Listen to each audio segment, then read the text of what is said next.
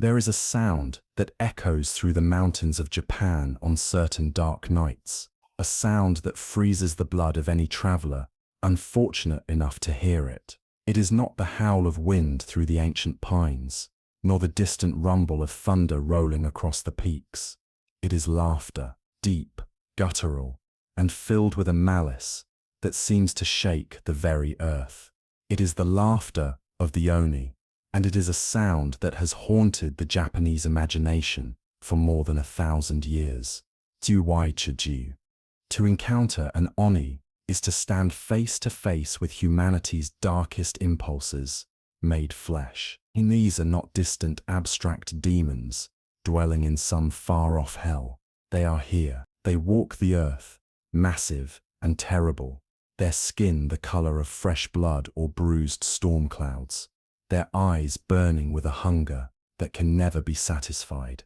They are the ogres of Japanese folklore, the demons who guard the gates of the underworld, the torturers of the damned, and the living embodiment of every vice that drags the human soul toward destruction. They are rage, given form, greed with teeth and claws, jealousy, so consuming that it warps the body itself into something monstrous, and they are born not from the primordial chaos of creation, but from us, from the worst of what we are capable of becoming. So, Wardelay. The Oni is perhaps the most iconic supernatural creature in all of Japanese mythology. Its image is instantly recognizable. The hulking muscular body, the wild mane of hair, the single or paired horns jutting from a broad forehead, the fanged mouth twisted into a permanent snarl, and the tiger skin loincloth wrapped around its waist. In one massive hand, it wields the kanabo, a great iron club studded with wicked spikes, a weapon so fearsome that it gave rise to a Japanese proverb, Oni ni kanabo, an Oni with an iron club, meaning to make something already powerful, utterly unstoppable. This is not a creature of subtlety or stealth. The Oni is overwhelming force, brutal and direct, a walking catastrophe that crushes everything in its path. Tsuwei. But to understand the Oni, to truly grasp why this demon has endured for over a millennium in the Japanese consciousness, we must go deeper than its fearsome appearance. We must journey to the origins of the concept itself, to the moment when the word Oni was first spoken and the shape it took in the minds of those who feared it. And we must confront the unsettling truth at the heart of its existence. The Oni is not an alien invader from another realm. It is us. It is what we become when we surrender to our basest instincts, when we allow anger, hatred, and desire to consume everything human within us. The Oni is the monster we create ourselves, and its story is a mirror held up to the darkest corners of the human soul. The very word Oni carries within it the weight of ages. The character used to write it, Kui, is borrowed from Chinese, where it originally referred to the spirits of the dead, the restless ghosts who had not yet passed on to their final rest. But when this concept was imported to Japan, it underwent a profound transformation. The Japanese already had their own rich tradition of supernatural beings, spirits of nature, ancestors, and wild gods who dwelt in the mountains and forests. The character for Oni was adopted, but its meaning expanded and darkened. It became a catch-all term for malevolent supernatural entities, monsters, demons, and ogres. Over time, the image of the Oni solidified into the hulking, horned demon we recognize today, but its essence remained fluid, shaped by the cultural and religious currents that swept through Japan over the centuries.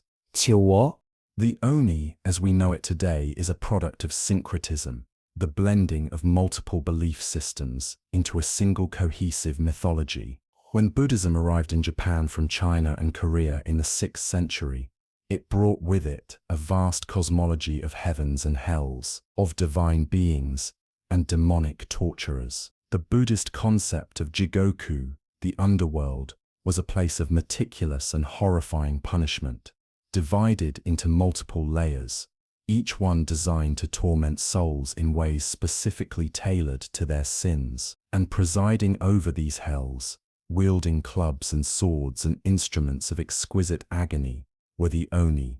They were the jailers, the executioners, the enforcers of karmic justice. They were not evil for the sake of evil. They were agents of cosmic order, ensuring that those who had committed atrocities in life paid for their crimes in death. Kua.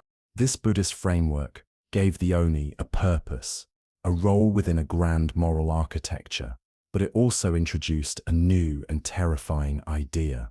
The Oni were not born as demons. They were created, a soul that had committed truly heinous acts. A person who had lived a life of unrepentant cruelty, violence, or greed could be reborn in the underworld as an Oni. Their sins would warp their very essence, stripping away their humanity and transforming them into the monstrous enforcers of hell. In this way, the Oni became a warning, a cautionary tale told to children and adults alike. This is what awaits you if you allow your vices to rule you. This is the fate of those who choose hatred over compassion, violence over peace, selfishness over generosity. You will not simply be punished, you will become the punishment itself. So you. But the Buddhist hell was not the only source of the Oni. Shinto, the indigenous spiritual tradition of Japan, had its own dark spirits, forces of nature that were wild, unpredictable, and often hostile to humanity. Lightning, earthquakes, typhoons, plagues. These were not random disasters. They were manifestations of powerful entities, spirits of chaos and destruction that needed to be appeased or driven away. The Oni absorbed these characteristics as well, becoming associated with natural calamities and the raw, untamed power of the world. In this role, they were not moral agents or punishers of sin. They were simply dangerous, beings of immense strength and short temper who could be provoked by human encroachment on sacred spaces or by the failure to perform proper rituals. And then there were the folk tales, the stories passed down through generations in villages and towns across Japan. In these tales, the Oni were not abstract theological concepts or forces of nature. They were monsters, plain and simple. They lived in remote mountains, in crumbling fortresses, in dark caves far from human habitation. They kidnapped women and children, devoured travelers who lost their way, and terrorized entire communities. They were the antagonists in the stories of heroes like Momotaro, the Peach Boy, who sailed to the island of the Oni with his animal companions to defeat them and reclaim the treasures they had stolen. In these narratives, the Oni were enemies to be outwitted, overpowered and destroyed. They were the ultimate test of a hero's courage and cunning. Jigoku. But even in these folk tales, there was nuance. Not all Oni were irredeemably evil. Some were tragic figures, victims of circumstance or betrayal, whose transformation into demons was the result of unbearable grief or injustice. The most famous of these is the story of Ibaraki-doji, a warrior who was so consumed by rage and sorrow after being betrayed by his lord that he became an Oni, haunting the Rashomon Gate in Kyoto and attacking anyone who dared to pass through. His story is one of transformation, of a man pushed beyond the limits of human endurance until the boundary between human and monster dissolved entirely. So, this is the true terror of the Oni. It is not simply that they exist, it is that they were once human, or that humans can become them. The line between person and demon is not fixed. It is permeable, fragile, and alarmingly easy to cross. All it takes is the right combination of anger, despair, and moral failure. All it takes is a moment when the darkness within is given permission to consume everything else. And when that transformation occurs, when the human becomes the Oni, there is no going back. The monster is permanent. The humanity is lost. 2. To live in medieval Japan was to live in constant awareness of this possibility. The Oni was not a distant myth. It was a present danger, a psychological reality that shaped behavior and enforced social norms. Temples held rituals to ward off Oni. Households performed ceremonies to drive them from their homes. The festival of Setsubun, still celebrated today, is rooted in this ancient fear. On the eve of spring, families would throw roasted soybeans out their doors, shouting, "Oni wa Soto, Fuku washu." The act was both literal and symbolic. It was a ritual cleansing, a way to expel the accumulated bad luck and negative energy of the previous year. But it was also a performance of community solidarity, a collective declaration that the forces of chaos and destruction would not be allowed to take root here, not in this home, not in this village. And yet, for all their fearsome reputation, the Oni were also strangely compelling. They were powerful, they were free, they lived outside the rigid hierarchies and oppressive social structures that defined Japanese society. They answered to no lord, followed no rules, and took what they wanted without apology or guilt. In a culture that prized conformity, obedience, and self-sacrifice, the Oni represented a kind of terrifying liberation. They were the dark fantasy of what it might be like to cast off all restraint, to become pure appetite, pure strength, pure will. They were monsters, yes, but they were also a mirror, reflecting back the secret desires that polite society demanded be suppressed. This duality, this tension between the Oni as cosmic enforcer and the Oni as symbol of human vice, between the Oni as monster to be feared and the Oni as cautionary tale to be heeded, is what has allowed it to endure for over 1,000 years. The Oni is not a static figure, it is a shapeshifter, adapting to each new era, each new cultural context, each new fear. And in the modern world, where the demons we face are often internal, where the battles we fight are against our own worst impulses, the Oni remains as relevant as ever. It is the rage that we struggle to contain, in the jealousy that poisons our relationships, or the greed that drives us to cruelty. It is the monster within, waiting for the moment when our guard is down, when our humanity slips, and the transformation begins. Tove. To understand the Oni in its fullest and most terrifying form, one must first descend into Jigoku, the Buddhist hell that became the Oni's natural habitat and hunting ground. This is not the vague, metaphorical hell of Western imagination, a place of abstract suffering and eternal flames. Jigoku is methodical, bureaucratic, and horrifyingly specific. It is a vast cosmological prison, divided into layers upon layers, each one designed with surgical precision to punish a particular category of sin. And at every level, in every shadowed corner, the Oni wait with their iron clubs and their terrible grins, ready to perform their sacred duty. The infliction of agony. The architecture of Jigoku is staggering in its complexity. The 8 great hells, the 8 hot hells, form the core of this underworld, each one exponentially more terrible than the last. But even these 8 are subdivided into countless smaller realms, pocket dimensions of suffering, more than 64,000, according to some Buddhist texts. Each one is tailored, customized, a bespoke nightmare designed to match the crime. To be sent to Jigoku is not simply to be punished. It is to be studied, catalogued, and subjected to a form of torment that has been perfected over eons specifically for your particular brand of moral failure. The first of the great hells is Tokatsu Jigoku, the reviving hell, reserved for those who have taken life, not only murderers, but anyone who is killed without remorse, without repentance. And the bar is disturbingly low. Even the casual swatting of a mosquito if done with callous indifference, can condemn a soul to this place. Here, the ground burns perpetually, a vast plain of scorched earth that radiates heat like the surface of the sun. The damned are forced to fight one another with iron claws, tearing at flesh and bone, ripping each other apart in endless cycles of violence.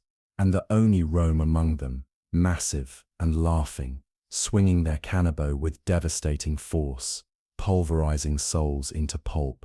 But death brings no relief. The moment a soul is destroyed, a cool breeze blows across the hellscape, and the body is instantly restored. The soul awakens, whole and unharmed, only to be killed again and again and again for 500 years. Except that time in hell does not move the same way it does on earth. One day in Tokotsu Jigoku equals 500 years in the realm of the 4 heavenly kings, and one day there equals 50 years on earth. A soul condemned to this hell will suffer for over 1.6 trillion human years before its sentence is complete.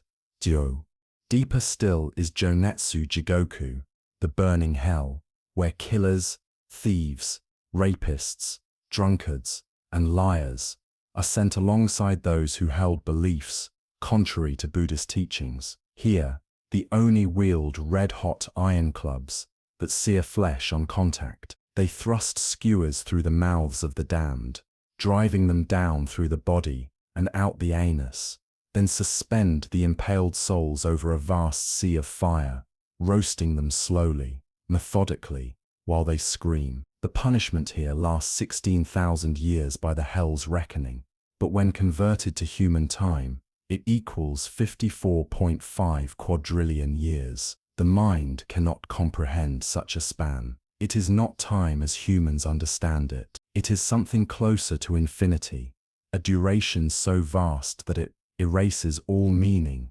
all hope, all memory of anything but pain.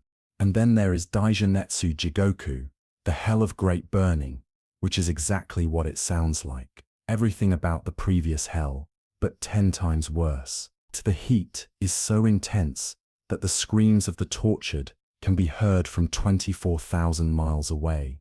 And the power of this hell is so great that it reaches backward through time. Souls who are destined for this place begin to feel their punishment 3 days before they die. They experience phantom burns, searing agony with no visible source, a preview of the eternity that awaits them.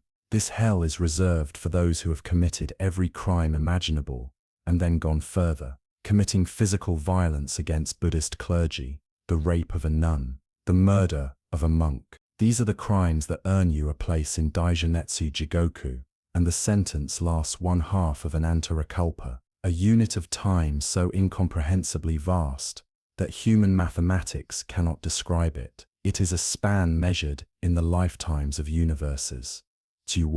But even this is not the deepest.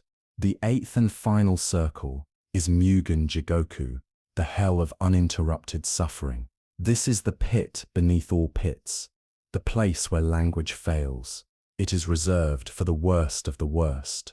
Those who have murdered their own parents, those who have killed enlightened beings, those who have violated every single precept of Buddhist law without exception. The suffering here is so absolute, so unimaginable, that it is said that if Mugen Jigoku were ever accurately described, both the writer and the reader would die instantly from the sheer horror of the knowledge. The souls condemned here are so consumed by hunger and thirst that they tear apart their own bodies and drink their own blood in a futile attempt to ease their agony. And it is so deep that a soul falling at terminal velocity would take 2,000 years to reach the bottom. Teichir. And throughout all of this, the Oni are there. They are not prisoners. They are staff. They are the enforcers, the torturers, the guards who ensure that every punishment is carried out with absolute precision, and they enjoy it. Not because they are sadistic for sadism's sake, but because they were once human, and the sins that condemned them to hell have warped them into creatures for whom the suffering of others is the only source of pleasure they can still experience. The Oni of Jigoku are not alien monsters. They are what happens when a human soul is stripped of empathy, of compassion, of everything that makes it human, and left with only the basest impulses: anger, cruelty, hunger, and they serve under the command of Enma-daio, the great judge of the dead, who sits in judgment over every soul that passes into the underworld. Enma-daio is not an Oni, he is a god, or something close to it, a figure of terrible majesty, who presides over the underworld from a vast palace deep beneath the earth. He is the Japanese adaptation of Yama, the Hindu god of death, imported to Japan via China during the Tang dynasty. His appearance is unmistakable. He wears elaborate Chinese robes and a crown emblazoned with the character for king. In his hand, he holds a judge's scepter and a massive scroll upon which every deed, every thought, every secret of every soul is recorded. Before him stands a magic mirror that reflects not the body, but the soul itself, revealing every sin, every lie, every moment of moral failure. No one can hide from Enma. No one can lie to him. He sees everything. Assisting him are two grotesque guardians, Miru-Mi and Kaguhana, whose names translate to seeing eyes and smelling nose. They are depicted as severed heads, still alive, still conscious, still capable of speech. Miru-Mi sees every action the soul committed in life. Kaguhana smells the truth of their intentions. Together, they provide Enma with all the evidence he needs to deliver his verdict. And that verdict is absolute. There is no appeal, no mercy, only justice, cold and implacable, and perfectly tailored to the crime. But here is the paradox at the heart of Enma's rule. Despite his fearsome appearance, despite the mocking smile that never leaves his face, he is not evil, he is not cruel, he is, in his own way, compassionate. The punishments he orders are not revenge, they are purification. Every torment inflicted by the Oni, every moment of agony in the burning hells, serves a purpose. It burns away the sin, the karma, the spiritual impurity that the soul accumulated during life. The goal is not eternal damnation, it is eventual rebirth. Even a soul in Mugen Jigoku, after enduring an antarekalpa of suffering, may be released and allowed to reincarnate. The punishment is not the end, it is a reset, a chance to begin again, hopefully having learned the lesson that was so painfully taught. This is what makes the Oni of Jigoku so complex, so disturbing. They are monsters, they are tortures, but they are also, in the grand cosmological scheme, agents of justice. They are instrument through which karmic balance is restored, and yet they derive pleasure from their work. They laugh as they swing their clubs. They mock the damned as they tear them apart. They are not dispassionate executioners. They are enthusiastic participants in the suffering they inflict. And this duality, this combination of cosmic justice and sadistic glee, is what makes them so deeply unsettling. They are proof that righteousness and cruelty are not opposites. That one can serve a higher moral order and still be a monster. But the Oni of Jigoku are not the only Oni. While some Oni are born in hell, created from the souls of the damned, others are born on earth, emerging from human beings who have crossed the line from person to demon while still alive. And this transformation, this metamorphosis from human to Oni, is perhaps the most terrifying aspect of the entire mythology, because it means that the Oni is not something that exists only in the afterlife. It is here, it is now, and it could be you. The transformation from human to Oni is not a sudden dramatic event like a lightning strike or a curse from a wizard. It is a process, slow and insidious, a gradual erosion of humanity that occurs when the darkest emotions are allowed to fester and grow unchecked. Jealousy, rage, obsession, grief so profound that it becomes indistinguishable from madness. These are the seeds from which Oni are born, and the stories of those who underwent this transformation are among the most haunting in all of Japanese folklore. The most famous of these tales is that of Ibaraki-doji, whose name has become synonymous with demonic terror. But before she was a demon, before she haunted the Rashomon Gate in Kyoto and terrorized all who tried to pass, Ibaraki-doji was something else. Some accounts say she was a warrior, betrayed by a lord she served with unwavering loyalty. Others say she was a woman consumed by grief after the death of her child, or a lover scorned and abandoned. The details vary, but the core of the story remains the same: unbearable suffering, unprocessed trauma, and a rage so absolute that it could not be contained within the boundaries of a human form. See, the transformation itself is described in visceral, horrifying detail. The skin begins to change color, flushing red, or deepening to blue or black, as if bruised from within. The body grows, muscles bulging and stretching, until the frame is no longer recognizably human. Horns erupt from the forehead, breaking through flesh and bone, curving upward like the horns of a bull or a demon from hell itself. The teeth elongate into fangs, sharp enough to tear through flesh and bone. The eyes change, the pupils widening or narrowing into something feral, something that sees prey where it once saw people, and the voice, once human, drops into a guttural growl or rises to an inhuman shriek. The transformation is complete. The person is gone. Only the Oni remains. 2. Ibaraki-doji's reign of terror at Rashomon Gate became legendary. The gate itself was a liminal space, a threshold between the city and the wilderness, between civilization and chaos. It was a place where bodies were dumped, where unwanted infants were left to die, where the desperate and the criminal gathered in the shadows. It was already a place of death and suffering before Ibaraki-doji arrived. But once she made it her domain, it became something worse, a hunting ground. Anyone who tried to pass through the gate after dark would be attacked. Some were killed outright, torn apart by claws and fangs. Others were dragged away, never to be seen again. The people of Kyoto lived in terror, and the gate, once a vital thoroughfare, was abandoned. The confrontation between Ibaraki-doji and the samurai Watanabe no Tsuna is one of the most famous encounters between human and Oni in all of Japanese literature.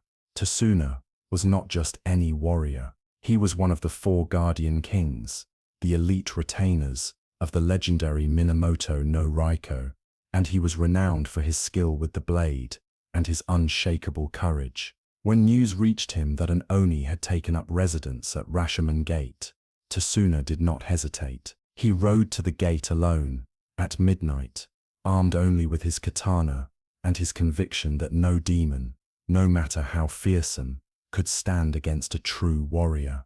Jigoku. The battle was brutal and brief. Ibaraki-doji emerged from the shadows, massive and terrifying, her eyes glowing with infernal light, her mouth stretched into a grotesque grin. She attacked with the speed and fury of a wild animal, but Tsuna was faster. He drew his blade in a single fluid motion and struck. The katana bit deep, severing Ibaraki-doji's arm at the shoulder. She screamed, a sound that shook the very foundations of the gate, and fled into the darkness, leaving her severed limb behind. Tsuna collected the arm as proof of his victory and returned home, wrapping it carefully and locking it away in a chest. 2. But the story does not end there. A few days later, an elderly woman arrived at Tsuna's home, claiming to be his aunt, Mishiba. She was warm, affectionate, concerned for her nephew's safety after hearing of his encounter with the demon. Tsuna, trusting and respectful of his elders, welcomed her into his home, and when she asked, in a trembling voice, if she might see the arm of the demon he had defeated, Suna obliged. He brought out the chest, unlocked it, and removed the severed limb. And in that moment, the old woman's form twisted and warped. The disguise fell away like a discarded cloak, and Ibaraki-doji stood before him, whole and terrible. She snatched the arm from his grasp and vanished, her laughter echoing through the halls as she disappeared into the night. Suna had been bested, not by strength, but by cunning. The Oni had used his compassion, his respect for family, as a weapon against him. Halls, Chiba. This story reveals something crucial about the Onine. They are not mindless brutes. They are intelligent, strategic, capable of deception and long-term planning. Ibaraki-doji did not simply attack Tasuna's home in a blind rage. She waited, she planned, she studied him, learned his weaknesses, and exploited them with surgical precision. The One may be monsters, but they retain the cunning and intelligence they possessed as humans, and that makes them infinitely more dangerous. Seiwa. But perhaps the most tragic transformation from human to Oni is represented by the Hannya, the female demon born of jealousy and betrayal. The Hannya is not a separate species or category of Oni. It is a specific manifestation of the transformation process, one that occurs almost exclusively in women who have been driven to madness by romantic betrayal. The Hannya mask, one of the most iconic images in Japanese theater, captures this perfectly. It is simultaneously beautiful and horrifying, sorrowful and enraged. The face is feminine, delicate, almost elegant, but the horns, the fangs, the metallic eyes speak of something that has gone horribly, irreversibly wrong. The Hannya's story is told and retold in countless variations, but the core narrative remains consistent. A woman, beautiful and devoted, gives her heart completely to a man. He betrays her, abandons her, perhaps for another woman, perhaps simply because his interest has waned.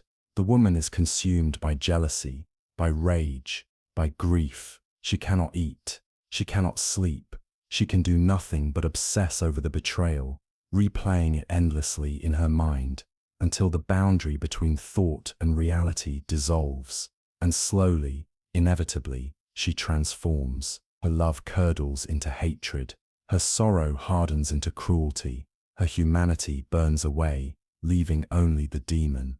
The Hannya haunts the man who wronged her, appearing in his dreams, in his home, in the reflections of mirrors. She torments him, not just physically, but psychologically, ensuring that he understands the depth of the pain he caused. And she does not stop with him. Anyone who stands in her way, anyone who tries to protect him or comfort him, becomes a target. The Hannya is single-minded in her vengeance, and she will not rest until the debt is paid, until the man who destroyed her feels even a fraction of the agony she endured. But here is the heartbreaking truth at the center of the Hannya's story. She is not evil. She is not cruel.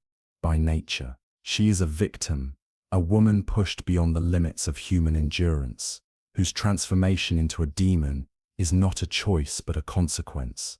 The Hannya mask, when tilted at certain angles, does not look angry. It looks sad. It looks like it is weeping, because beneath the rage, beneath the horns and the fangs, there is still a woman who loved deeply, who trusted completely, and who was destroyed for it. The Hannya is not just a monster, she is a warning about what we do to each other, about how easily love can be transformed into hatred, about the terrible price of betrayal. The Hannya masks, used in No theater, are color-coded to indicate the degree of transformation. A white Hannya represents a woman of noble birth, just beginning her transformation, still clinging to the last vestiges of her humanity. A red Hannya represents a woman of lower status, further along in the process, her rage more fully realized. And a deep crimson or black Hannya represents complete transformation. A true demon, all humanity burned away. There is no going back from this final stage. The woman is gone forever. Tsiwa. These stories of transformation, of Ibaraki-doji and the Hannya, and countless others, serve a specific cultural function. They are not just entertainment.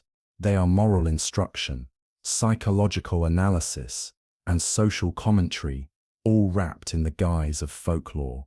They teach that emotions, if left unchecked, can destroy you. That rage, jealousy, and obsession are not just feelings, they are forces, powerful and corrosive, capable of warping your very essence. And they warn that the line between human and monster is not a solid wall. It is a threshold, easily crossed, sometimes without even realizing you have stepped over it. If the Oni represents humanity's darkest potential, then the heroes who face them represent our highest ideals. And no story captures this dynamic more perfectly than the tale of Momotaro, the Peach Boy, whose legend has become so embedded in Japanese culture that it is taught to every child, performed in theaters, adapted into countless retellings, and stands as one of the defining myths of Japanese identity itself. The story begins with loss and longing, an elderly couple, childless and alone, living out their final years in quiet resignation. The old man gathers firewood in the mountains. The old woman washes clothes in the river. It is a life of simple routines, humble and unremarkable, defined by what it lacks rather than what it contains. But one day, while washing in the river, the old woman sees something impossible, a giant peach, larger than any fruit should be, floating downstream toward her. She pulls it from the water, marveling at its size and unnatural perfection. She brings it home to share with her husband, and when they cut into it, they discover not fruit, but a child, a baby boy, healthy and whole, who looks up at them and smiles. They name him Momotaro, Peach Boy, and raise him as their own. The miracle they had stopped hoping for has arrived in the most unexpected form. Momotaro grows quickly, unnaturally so, his strength and courage far exceeding that of ordinary children, and as he reaches adolescence, he learns of a threat that has plagued the region for generations, an island, far across the sea, where Oni dwell, Onigashima, Demon Island. From this fortress, the Oni launch raids on the mainland, kidnapping women and children, stealing treasure, leaving destruction in their wake, or the people live in constant fear, and no warrior has been brave enough or strong enough to confront the demons in their own lair until Momotaro. He announces his intention to travel to Onigashima and defeat the Onige. His adoptive mother prepares kibi dango, millet dumplings for the journey, and Momotaro sets out alone. But along the way, he is joined by 3 companions. First a dog, who pledges loyalty in exchange for a dumpling, then a monkey, who offers his cunning and agility. Finally, a pheasant, who can fly ahead and scout the enemy's position. The dog represents loyalty and courage. The monkey represents intelligence and adaptability. The pheasant represents vision and perspective. Together, they are a complete warrior, all the virtues needed to face the demonic threat. When they reach Onigashima, they find it heavily fortified, surrounded by high walls and locked gates. But the pheasant flies over the walls and opens the gates from within. The 4 companions storm the fortress, and the battle is joined. The Oni are massive, terrifying, armed with their signature kanabo clubs, but Momotaro and his companions fight with a coordination and ferocity that the demons cannot match. The dog bites, the monkey scratches and distracts, the pheasant pecks at eyes and faces, and Momotaro cuts through the Oni ranks, with his sword unstoppable, a force of nature. The Oni, for all their strength, are defeated. They surrender, hand over their stolen treasures, and beg for mercy. Momotaro grants it, taking the treasure and returning home, a hero. The village is saved. The elderly couple is rewarded, and Momotaro's name becomes legend. Toll. The story of Momotaro is simple, archetypal, and profoundly effective. It is a tale of the underdog, the miraculous child, born from nothing, who grows to defeat the greatest evil. It is a story about chosen destiny, about courage in the face of overwhelming odds, about the power of loyalty and teamwork. And it is a story that explicitly codes the Oni as enemies, as invaders, as the other that must be destroyed. This narrative served a specific cultural function during the Meiji era and the militaristic period that followed. Momotaro was weaponized as propaganda, used to justify Japanese imperialism and expansion. The Oni became stand-ins for foreign powers, enemies to be conquered, territories to be claimed. The story of a hero defeating demons on a distant island became a metaphor for manifest destiny, a justification for violence wrapped in the language of folklore. Evil. But not all Oni stories are so simple. Not all Oni are mindless monsters to be defeated by heroes. Some Oni are complex, tragic, and in their own way, regal. The greatest example of this is Shuten-doji, the king of demons, whose story is one of the most famous and most chilling in all of Japanese mythology. To Shuten-doji was not born a demon.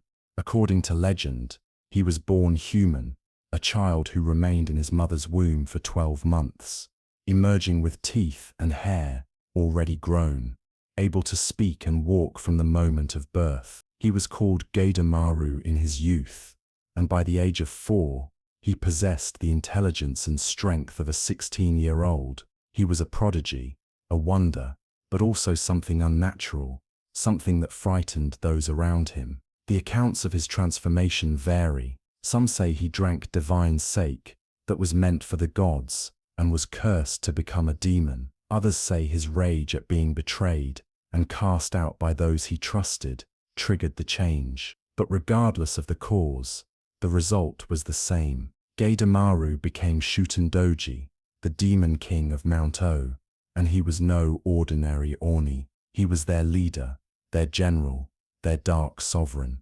So, Shuten-doji established his fortress on Mount O, northwest of Kyoto, the imperial capital. From this stronghold, he commanded a legion of Oni, including Ibaraki-doji, his most trusted lieutenant. They launched raids on the capital, kidnapping noble women and princesses, dragging them back to the mountain to serve as slaves or worse. The terror was so great that Emperor Ichijo commanded Minamoto no Yorimitsu, one of the greatest warriors of the age, to put an end to Shuten-doji's reign once and for all.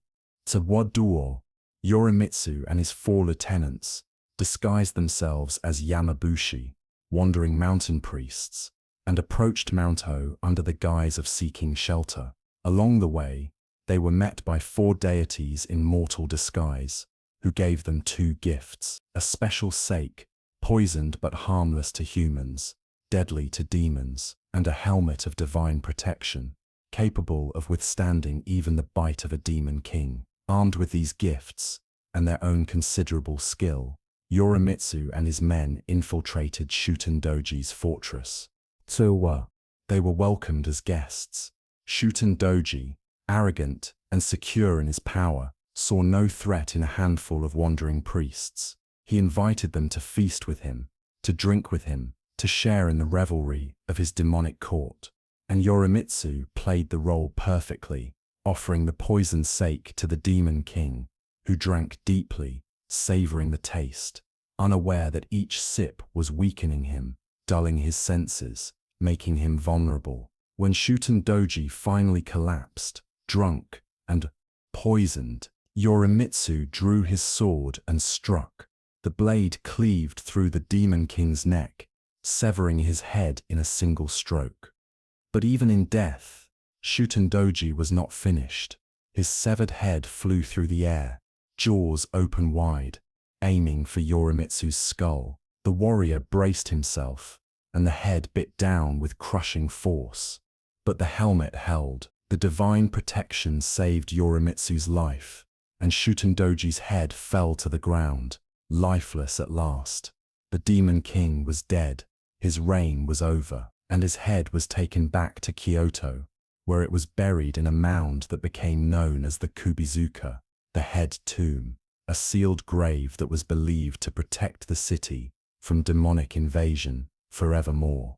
Sova, the story of Shuten-doji, is more than a simple tale of good versus evil. It is a story about power, about what happens when strength is combined with intelligence and ambition. Shuten-doji was not a mindless brute. He was a strategist, a leader, a king. He built an empire, commanded loyalty, and ruled with an iron fist. His flaw was not stupidity or weakness. It was arrogance. He underestimated his enemies, believed himself untouchable, and paid for that mistake with his life. And even in defeat, he retained his dignity, his ferocity, his refusal to go quietly. The flying head, the final bite, is a defiant act, a last attempt to claim victory even from beyond death. But beyond individual Oni, beyond specific stories, there is a deeper layer of meaning encoded into the very appearance of these demons. The color of an Oni's skin is not arbitrary, it is symbolic, a visual representation of the specific vice or sin that the Oni embodies. And understanding this color coding reveals the true sophistication of Oni mythology, the way it functions as a moral taxonomy, a system for categorizing and understanding human failing. Tsu, the red Oni, represents greed and desire, the insatiable hunger for more that can never be satisfied. This is the Oni of the classic image, the one wielding the kanabo, the embodiment of unchecked appetite. Wu, wielding the kanabo, the embodiment of unchecked appetite. To throw beans at the red Oni during Setsubun is to symbolically drive away your own greed, to reject the temptation to accumulate and consume beyond what you need. Ho, the blue Oni, represents anger and hatred, the rage that destroys relationships and poisons the soul. This is the Oni of violence, of grudges held for lifetimes, of fury so intense that it burns away everything else. To drive away the blue Oni is to seek calm, to release resentment, to choose peace over vengeance, to choose peace over vengeance. To Ju, the yellow Oni represents restlessness and agitation, of Nella, inability to find peace, the constant mental turbulence that prevents clarity. This is the Oni of anxiety, of regret, of minds that cannot rest. To banish the yellow Oni is to seek stillness, to quiet the internal chaos, to find balance. Seer, the green Oni represents sloth, laziness, and spiritual apathy. This is the Oni of people who refuse to grow, who choose comfort over effort, who allow potential to wither from disuse. To confront the green Oni is to choose discipline, to reject complacency, to commit to self-improvement.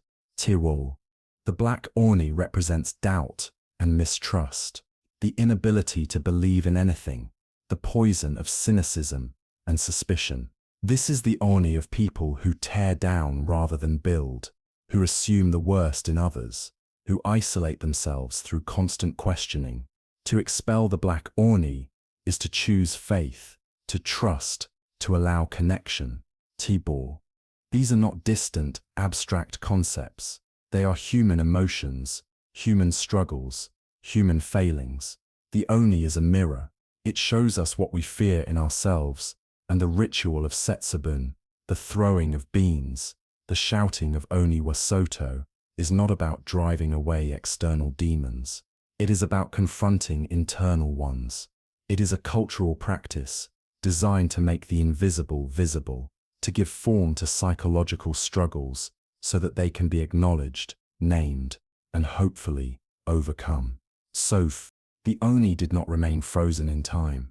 Like all mythological creatures, it evolved, adapted, and transformed alongside the culture that created it. And the story of that transformation is in many ways the story of Japan itself, a nation that has repeatedly reinvented its relationship with tradition, modernity, fear, and identity. So, during the Edo period, from 1600 to 1867, something fundamental shifted in the Japanese perception of Oni. The terrors of previous centuries, the constant warfare, the raids from demonic kings, like Shuten-doji, the genuine belief that demons walked the earth and posed an immediate threat. All of this began to fade.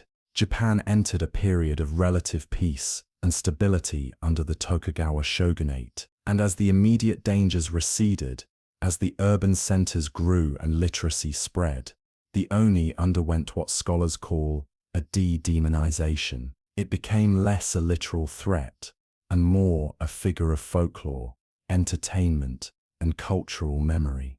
So, this shift was accelerated by commercialism and popular culture. Oni began appearing in woodblock prints, kabuki theater, carnival sideshows, and illustrated books sold at festivals. The image of the Oni was packaged, commodified, and distributed as entertainment. Urban dwellers, exposed to these lighter depictions, began to see the Oni not as a present danger, but as a relic of the rural past, a superstition from the countryside, something that belonged to grandparents' ghost stories, rather than contemporary reality. The Oni was being domesticated, transformed from a figure of genuine terror into a character, a mascot, a symbol. But even as the Oni lost some of its fearsome reputation, it did not disappear. Instead, it found new roles, new meanings, new ways to remain relevant. In the modern era, particularly after World War II, the Oni experienced a renaissance through manga and anime, mediums that allowed for infinite reinterpretation and creative freedom. The Oni became a canvas upon which artists and storytellers could project contemporary anxieties, explore complex themes, and reimagine ancient mythology for new audiences. In some modern depictions, the Oni is still a villain, a force of pure destruction and malevolence. The massively popular anime Demon Slayer, Kimetsu no Yaiba, features Oni as bloodthirsty predators who consume human flesh, terrorize villages, and must be hunted down by specially trained warriors. This version of the Oni stays close to the traditional folklore, emphasizing the creature's danger, its inhumanity, and the heroism required to defeat it. It is a direct descendant of the Momotaro narrative, the clear delineation between human and monster, good and evil. But other modern works have taken the Oni in radically different directions. In Studio Ghibli's Spirited Away, one of the most acclaimed animated films ever made, the supernatural beings are complex, morally ambiguous, and deeply humanized. The witch Yubaba, with her wild white hair and threatening demeanor, draws heavily from Yamaba, the mountain witch, who is herself a type of Oni. But she is not simply evil. She is a businesswoman, a mother, a creature of rules and contracts, who operates within a system. The film presents a world where the boundaries between human spirit and demon are fluid, where transformation is constant, and where judgment is more complicated than simply labeling something monstrous. 2. And then there are interpretations that flip the Oni's role entirely, transforming the demon into a protector, a guardian, even a friend. The red Oni, blue Oni folktale, which has become a popular trope in Japanese media, tells the story of two Oni who live together in the mountains. The red Oni longs for friendship with humans, but frightens them away with his fearsome appearance. The blue Oni, more pragmatic and self-sacrificing, stages a scenario where he attacks a village, and the red Oni defeats him, proving to the humans that not all Oni are enemies. The humans welcome the red Oni, but the blue Oni quietly leaves, knowing that his continued presence would eventually reveal the deception. It is a heartbreaking story about sacrifice, belonging, and the tragedy of being judged by appearance. rather than character. Tiwa, Stjol. This shift from pure villain to complex character reflects broader changes in Japanese society and global culture. The post-war era brought introspection, a questioning of absolute moral categories, and a desire to explore grey areas. The Oni, once a simple embodiment of evil, became a vehicle for exploring themes of otherness, prejudice, transformation, and the monstrous aspects of humanity itself. In video games, anime, manga, and even fashion, the Oni is everywhere, reimagined endlessly, sometimes terrifying, sometimes cute, sometimes tragic, always recognizable. Tsu. But even in this sea of reinterpretations, the traditional Oni has not been forgotten. The rituals remain. Every year on Setsubun, on the eve of spring according to the lunar calendar, families across Japan perform the mamake ceremony. Roasted soybeans, called fukume or fortune beans, are thrown while shouting the ancient chant, Oni wa Soto, Fuku wa Buchi, demons out, fortune in. Sometimes a family member dresses up as an Oni, wearing a mask with horns and fangs, playing the role of the demon, who must be driven away. The children throw beans at them, laughing and shrieking, participating in a ritual that is thousands of years old. Chi, Fo. At temples and shrines, the ceremony is more elaborate. Priests in ceremonial robes stand on raised platforms and throw blessed beans into crowds of people who scramble to catch them. The more beans you catch, the more fortune you will have in the coming year. The ritual is joyful, communal, a celebration rather than an act of fear. But the symbolism remains. The beans are weapons, the Oni are threats, and the act of throwing is an act of expulsion, a declaration that the demons, whatever form they take, will not be allowed to remain. Takes. The beans themselves are significant. Soybeans are tough, hard, capable of inflicting pain when thrown, but they are also seeds, symbols of growth, nourishment, and potential. To throw beans at the Oni is to weaponize life itself, to declare that growth and prosperity are more powerful than destruction and decay. And after the beans are thrown, there is another custom. Each person eats beans equal to their age, +1. This act is meant to ensure health and longevity for the coming year, a way of internalizing the fortune that has been invited in. To Jopo. The Oni has also found a place in architecture. Honegara, decorative roof tiles, featuring the face of an Oni, are common on traditional Japanese buildings, temples and shrines. Like the gargoyles of European cathedrals, these tiles serve both a practical and symbolic function. Practically, they mark the ends of roof ridges and help with water drainage. Symbolically, they act as guardians, using the fearsome appearance of the Oni to frighten away evil spirits and protect the structure. The Oni has been transformed from intruder to defender, from threat to shield. This protective function represents a profound shift in the Oni's symbolic role. What was once purely malevolent has become apotropaic, a creature whose very fearsome can be turned outward, directed at other threats. It is a recognition that power is neutral, that strength can be used for protection as easily as destruction, and that even the most terrifying entities can serve a beneficial purpose if properly channeled. And perhaps this is the ultimate lesson of the Oni. It is not a fixed entity. It is not a simple monster to be defeated and forgotten. It is a reflection, a mirror that shows us what we fear, what we despise, what we struggle with internally. The Oni is greed, rage, jealousy, obsession, all the emotions that we know can destroy us if left unchecked. But it is also strength, power, resilience, the ability to endure and survive even in the most hostile circumstances. The Oni is what we become when we lose ourselves, but it is also what we must confront to find ourselves. So, in the modern world, where the demons we face are often internal, where the battles we fight are against our own worst impulses, the Oni remains as relevant as ever.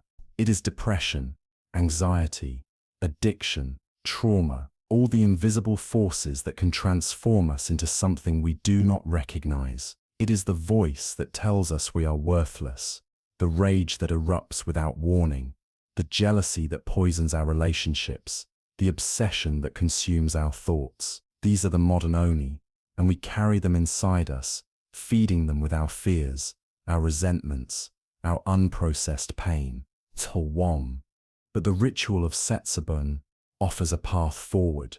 It teaches that demons can be named, confronted, and expelled, that the act of throwing beans, of speaking the words, of performing the ritual, has power, not because of magic, but because of intention. Because acknowledging the demon is the first step toward defeating it. Because naming the fear robs it of some of its power. Because the act of expulsion, even if symbolic, is an assertion of agency, a refusal to be consumed. Tsuo. The Oni will never disappear. It is too embedded in the Japanese cultural consciousness, too useful as a symbol, too powerful as a narrative device. It will continue to evolve, to adapt, to find new forms and new meanings. It will appear in video games and anime, in tattoos and fashion, in festivals and films. It will be cute, and it will be terrifying. It will be villain and protector. It will be monster and mirror. And as long as humans struggle with the darkness within themselves, as long as we fear the transformation from person to demon, the Oni will remain, watching, or waiting, reminding us of what we are capable of becoming and what we must fight to remain. Dieu.